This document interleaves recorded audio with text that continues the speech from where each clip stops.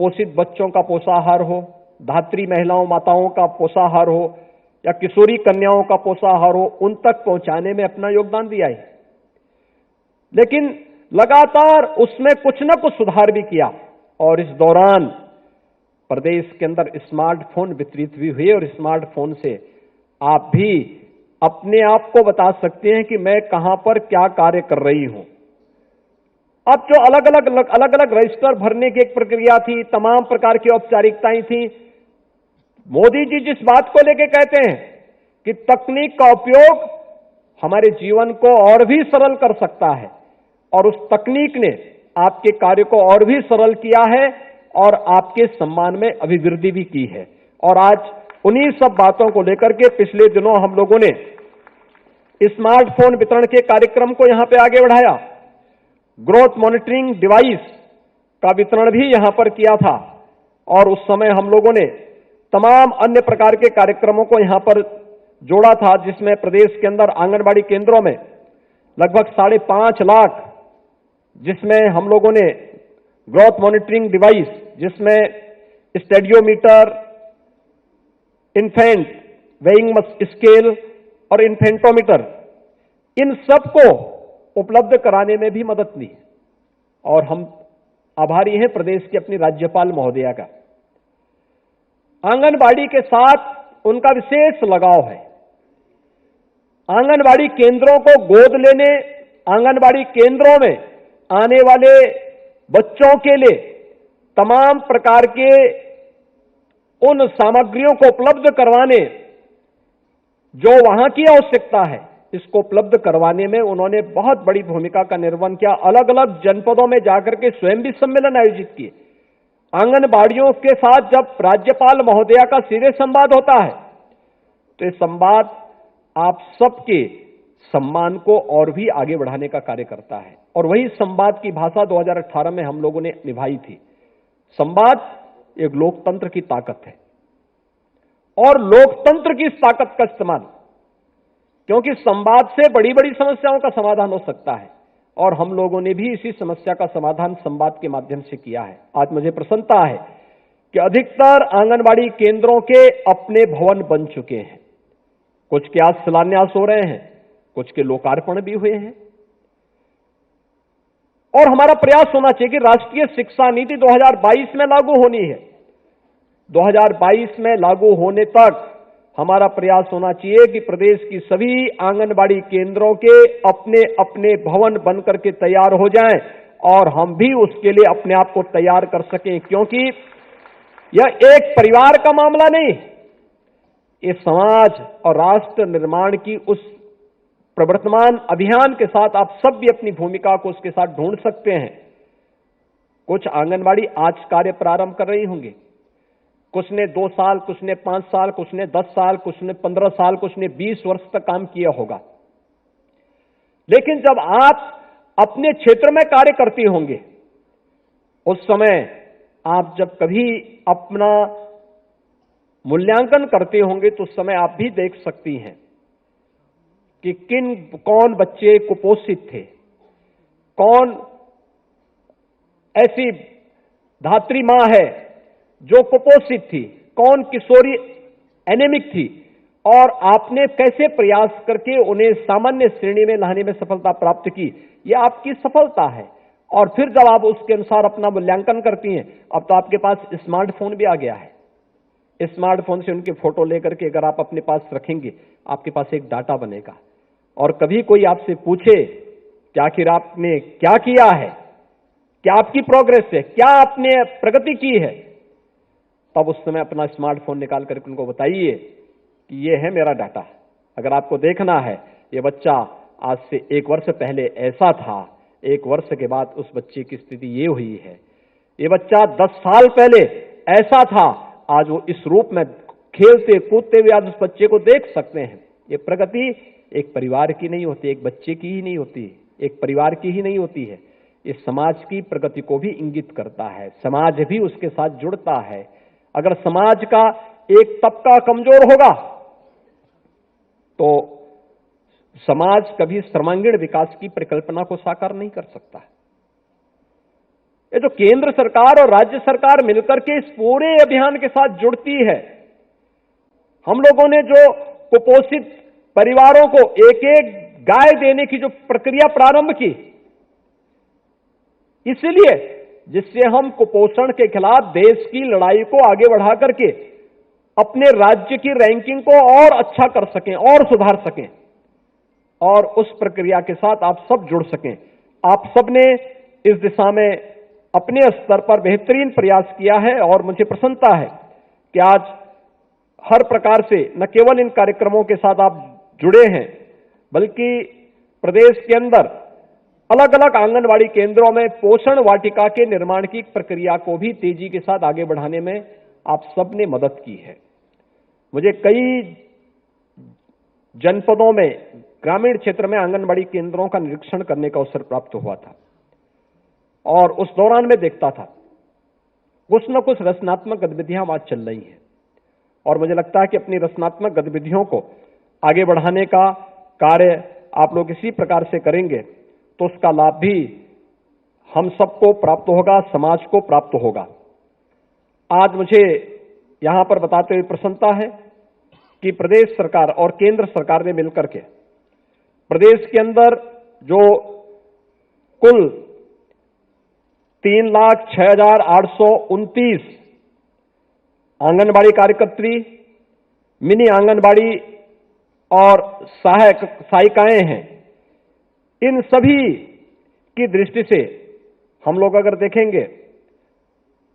तो इससे पहले इन सभी को जो मानदेय वर्तमान में मिलता है, ये प्रतिमा आंगनबाड़ी कार्यकर्त्री को 5,500, मिनी आंगनबाड़ी को 4,250 और सहायिका को 2,750 प्राप्त होता है। अब हम लोगों ने जो यहां पर हम लोग सितंबर 21 से हम लोगों ने पीएलआई के माध्यम से इस कार्रवाई को आगे बढ़ाया है, और इस अभियान के साथ जोड़ते हुए अब मैं कह सकता हूं कि पीएलआई के साथ में आंगनवाड़ी कार्यकर्ती को हम लोग जो मानदेय बढ़ाने जा रहे हैं, उसके बाद आंगनवाड़ी कार्यकर्ती अगर उसके साथ जुड़ती है, अपने स्मार्टफोन और तकनीक का उनका प्रशिक्षण बेहतरीन तरीके से आगे बढ़ता है, तो मैं कह सकता हूं कि आंगनवाड़ी कार्यकर्ती, मिनी आंगनवाड़ी कार्यकर्ती और सहायिका इसके माध्यम से एक सम्मानजनक मानदेय प्राप्त करने में सफलता प्राप्त करेंगे। स्मार्टफोन और तकनीक के साथ जोड़ने की जो कार्रवाई है, ये उसी का हिस्सा है, और उसी क्रम में सबसे पहले इसमें जो हम लोग कोविड के दौरान जो कार्य आप लोगों ने किया है,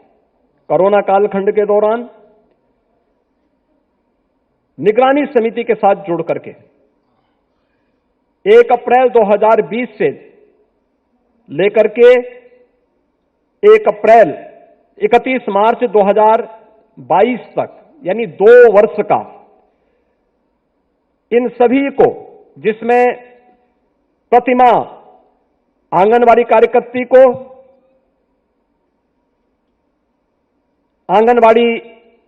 मिनी आंगनवाड़ी कार्यकर्ती को हम लोग उस दौरान का निगरानी समिति के साथ, यानी 31 मार्च 22 तक के लिए उन्हें 500 रुपये प्रतिमाह उन्हें अतिरिक्त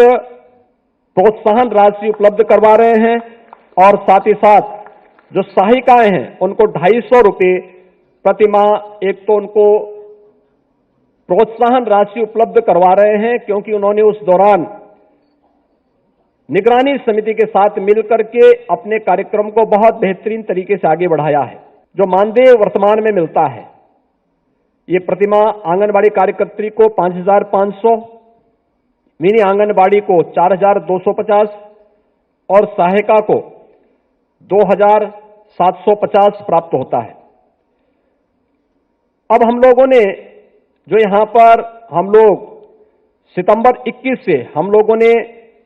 पीएलआई के माध्यम से इस कार्रवाई को आगे बढ़ाया है, और इस अभियान के साथ जोड़ते हुए अब मैं कह सकता हूं कि पीएलआई के साथ में आंगनवाड़ी कार्यकर्ती को हम लोग जो मानदेय बढ़ाने जा रहे हैं, उसके बाद आंगनवाड़ी कार्यकर्त्री अगर उसके साथ जुड़ती है, अपने स्मार्टफोन और तकनीक का उनका प्रशिक्षण बेहतरीन तरीके से आगे बढ़ता है, तो मैं कह सकता हूं कि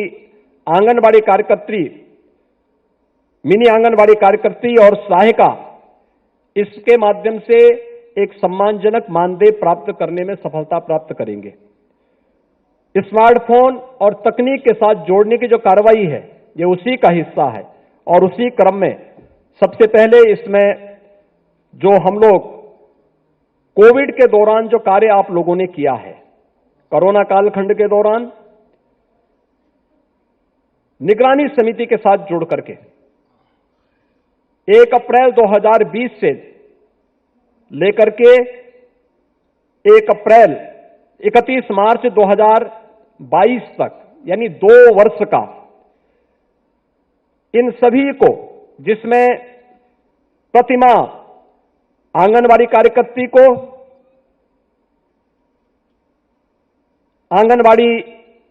मिनी आंगनवाड़ी कार्यकर्त्री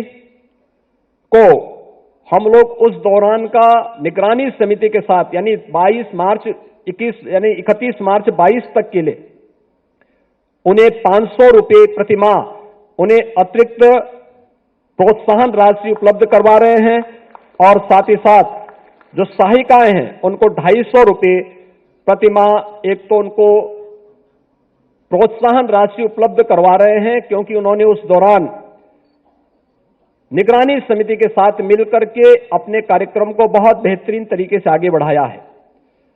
इसके अलावा जो अब तक प्रदेश के अंदर, जो मैंने आपको पहले ही बताया यहां पर, कि मानदेय जो आपको अब तक प्राप्त होता था, आंगनबाड़ी कार्यकर्त्री को प्रतिमाह 5,500, मिनी आंगनबाड़ी को 4,250 और सहायिका को 2,750 रुपये का जो मानदेय उपलब्ध होता है, अब यह मानदेय पीएलआई के साथ में आंगनबाड़ी कार्यकर्त्री कुल 8,000 रुपये तक प्राप्त करेंगी प्रदेश के अंदर। मिनी आंगनबाड़ी 6,500 और सहायिका 4,000 तक प्राप्त करने में उन्हें मदद मिलेगी। और मुझे विश्वास है कि कोरोना की तीसरी लहर की आशंका व्यक्त की जा रही है, यानी आज से यद्यपि 15 से 18 वर्ष के बच्चों के लिए भी वैक्सीनेशन का एक बृहद कार्यक्रम प्रारंभ हो गया है। आज ही सुबह मैं एक सेंटर में स्वयं भी गया था और मैंने वहां का निरीक्षण भी किया। 15 से 18 वर्ष के बच्चों के मन में जो उत्साह है वैक्सीन लेने के लिए, हमें उसके लिए उन्हें प्रोत्साहित करने के लिए सभी संस्थाएं कार्य कर रही हैं। थर्ड वेव कोई भय और आशंका नहीं, लेकिन सतर्कता और सावधानी हर एक बीमारी में होनी चाहिए। यद्यपि जो ये नया वेरिएंट माना गया है कोरोना का, इसके बारे में कहा जा रहा है कि इसमें संक्रमण है, लेकिन यह सेकेंड वेव की तर्ज पर खतरनाक नहीं है। पहले सेकेंड वेव में संक्रमण बहुत तीव्र होता था, तीव्र होने के साथ साथ लंग्स को बुरी तरह प्रभावित करता था, ऑक्सीजन की समस्या खड़ी होती थी और नेगेटिव रिपोर्ट आने में काफी दिन लगते थे। लगभग 15 दिन से लेकर के एक महीने, कुछ लोग 2 महीने तक पड़े रहे। बड़ी संख्या में दुनिया के अंदर मौतें भी हुई हैं। लेकिन ये जो थर्ड वेव के बारे में आशंका व्यक्त की जा रही है, मामले तो बढ़ रहे हैं, संक्रमण है, लेकिन संक्रमण के बाद चौथे 3-4 दिन से लेकर 7 दिन के अंदर व्यक्ति एक सामान्य, जैसे वायरल फीवर आता है, वायरल फीवर का एक कोर्स होता है 3 दिन से लेकर 7 दिन का, तो वायरल फीवर की तर्ज पर इसका भी एक देखने को मिल रहा है कि एक सामान्य परिस्थिति में यह आकर के फिर ठीक भी हो जा रहा है। उत्तर प्रदेश 25 करोड़ की आबादी का राज्य है और 25 करोड़ की आबादी में अब तक केवल 8 मामले मिले हैं। 8 में से 3 लोग ठीक होकर के जा चुके हैं, 5 लोग अपने घरों में हैं, हॉस्पिटल में एक भी नहीं। शेष कोरोना से जुड़े हुए जो मामले लगभग 2261 हैं, उनमें से 2100 से अधिक लोग अपने घरों में आराम से उपचार करा रहे हैं, कहीं कोई समस्या नहीं है। लेकिन सतर्कता और सावधानी के लिए हमें लोगों को बताना पड़ेगा। एक, सार्वजनिक स्थानों पर जाएं तो मास्क जरूर धारण करें। कोई व्यक्ति अगर कहीं भी लक्षण है, सर्दी है, जुकाम है, फीवर है, तो हमें फिर से उसी भूमिका के साथ आना पड़ेगा। मेडिसिन किट निगरानी समितियों को फिर से उपलब्ध कराया जा चुका है, और मेडिसिन किट अगर हर परिवार में उपलब्ध हो जाए तो मेडिसिन किट से उन सभी परिवारों को जो आशंका व्यक्त की जा रही है और जिस पर दुनिया अभी शोध करने वाली है, जो मैंने अभी फाइजर वैक्सीन के जो निर्माता हैं उनकी बात यहां पर कही कि उत्तर प्रदेश को कोविड प्रबंधन को उन्होंने न केवल सराहना की है बल्कि उन्होंने इस बारे में कहा कि आखिर क्या उत्तर प्रदेश में हुआ है जिसके कारण उत्तर प्रदेश में सुधार हुआ है। तो वह भी एक बेहतरीन प्रदर्शन उत्तर प्रदेश का वहां पर देखने को मिलेगा। लेकिन मेरी आप सबसे अपील होगी कि निगरानी समिति के सदस्य के रूप में हम वैक्सीनेशन के कार्यक्रम को तेजी लाने में मदद कर सकते हैं। यानी घर घर जब हम जाएं, हर लक्षण युक्त व्यक्ति को चिन्हित करते हैं, लक्षण युक्त व्यक्ति को चिन्हित करके उसको मेडिसिन किट उपलब्ध करवाना, और मेडिसिन किट उपलब्ध करवाने के साथ हम अगर उस व्यक्ति की सूची बना करके अगले 24 घंटे के अंदर उनका टेस्ट तो होता, आरआरटी की टीम जाती है, उसका टेस्ट भी कर लेती है। लेकिन अगर इस दौरान अगर हमें कहीं लगता है कि निगरानी समिति को उस घर में 5 सदस्य हैं, 5 में से 3 ने वैक्सीन ले लिया है, 2 अभी ऐसे हैं जो वैक्सीन नहीं ले पाए हैं, उनकी सूची भी उसके साथ ही बना देने की आवश्यकता है। और उनकी सूची बनवा करके तत्काल उन लोगों की सूची बना करके ICCC को उपलब्ध करवा देने की आवश्यकता है कि हम फलाने परिवार में गए थे, इस परिवार में इस नाम के ये 2 सदस्य हैं, इन लोगों ने अभी तक वैक्सीन नहीं ली है। तो मुझे लगता है कि अगले दिन टीम जाकर के उनको वैक्सीन दे सकती है। और इस प्रकार की एक सूची अगर हम खड़ी बना सकें तो हमें प्रदेश के अंदर वैक्सीनेशन के अभियान को आगे बढ़ाने में, जो अब तक हम लोग प्रदेश के अंदर 20 करोड़ 25 लाख से अधिक लोगों को वैक्सीन दे चुके हैं, तो यह वैक्सीन देने की इस प्रक्रिया को हम प्रदेश के अंदर 100% लागू करने में हमें मदद मिलेगी। और वैक्सीन एक सुरक्षा कवच है, यह हमें स्वीकार करना होगा। सतर्कता और सावधानी के साथ साथ वैक्सीन लेने की इस प्रक्रिया के साथ अगर हम जुड़ते हैं तो जरूर हम कोरोना के खिलाफ देश की इस लड़ाई को जीतने में मदद कर सकते हैं। और मुझे लगता है ये देश के प्रति, वर्तमान और आने वाली पीढ़ी के प्रति हम सबका योगदान होगा। मैं एक बार फिर से आप सभी आंगनबाड़ी कार्यकर्ती और अन्य जितने भी आपका जो ये सम्मेलन हुआ है, आप सभी को मैं एक बार फिर से इस अवसर पर कोरोना कालखंड के दौरान प्रदेश में पोषण मिशन को सफलतापूर्वक आगे बढ़ाने में आपके द्वारा किए जा रहे सराहनीय कार्यक्रम की मैं एक बार फिर से यहां पर आप सबका मैं अभिनंदन करता हूं और विश्वास करता हूं